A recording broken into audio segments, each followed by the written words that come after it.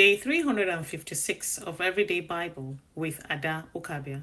Hebrews chapter 7, 8, 9, and 10. We go begin with one of the most overlooked messages within the write for this book of Hebrews. God never designed faith to be repetitive maintenance. Now for chapter 7, 9, the writer explained that the old priesthood, then they require constant replacement because priests kept on dying.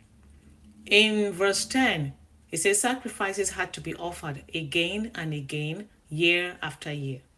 Anything that must be endlessly repeated to fix you was never meant to perfect you. Some people repeat apologies without change.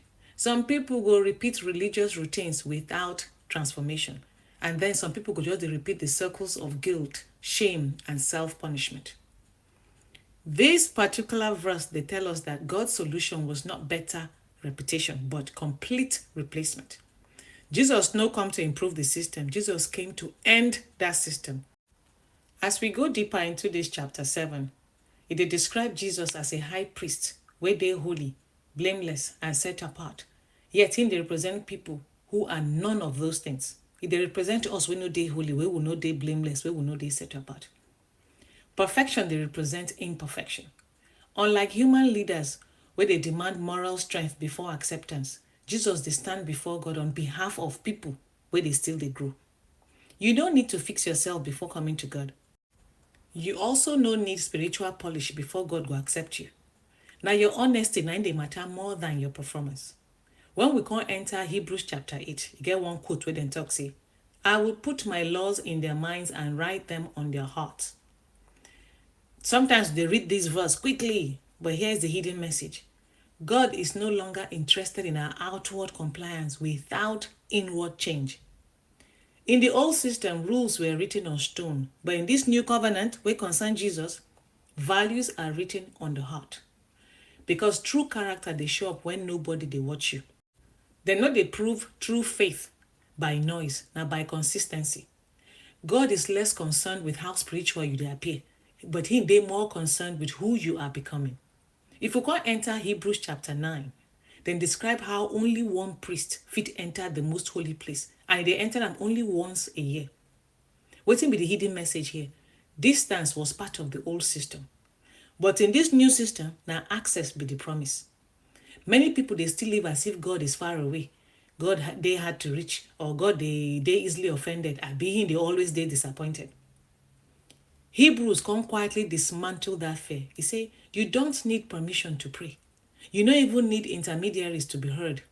You don't even need to be perfect or have perfect words before you fit approach God, because access has already been granted. Through who? Through Jesus Christ.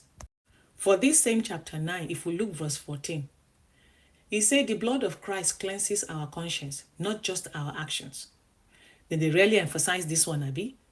God didn't only want to forgive your mistakes. He wants to heal your memory of those mistakes where you don't make. Many people are forgiven, but they still live that life of guilt. They are free, yet they mentally imprisoned because of the mistakes where they don't make. If God has moved on, why you they still punish yourself now? You allow Satan to remind you of all the past. Guilt that lingers after forgiveness is not humility. Now unbelief you don't turn to that. That one can become sin. So be very careful. If we can enter chapter 10, we can read verses 1 to 4. It explained that the law was only a shadow, not the reality. God does not relate to shadows, Him they relate to substance. As they try harder, they bring you closer if the foundation they wrong now. Effort without understanding, they lead to burnout. Religion without grace, they lead to fear. Discipline without relationship, they lead to frustration. Our God no they wait for exhaustion to impress Him. No be so Him be. In this same chapter 10, verses 19 to 22, He said we should approach God with confidence. Many people, they think say confidence before God not pride. But Hebrews, they say the opposite. They say boldness is faith, taking God at His word. You can pray boldly, not because you are good, but because God is faithful. You can hope boldly, not because life they is you, but because God is consistent. You know they change. So fear-based faith, not be maturity. If we can still go further in this chapter 10, verses 24 to 25, it urge all of us believers not to isolate ourselves. Spiritual isolation, they weaken our discernment. When life they get hard, people they withdraw. That one a natural thing. But this part in the book of Hebrews, it they warn us against that instinct. Healing grows in safe community. Remember, safe community, not isolation. So encouragement, no day optional, na survival.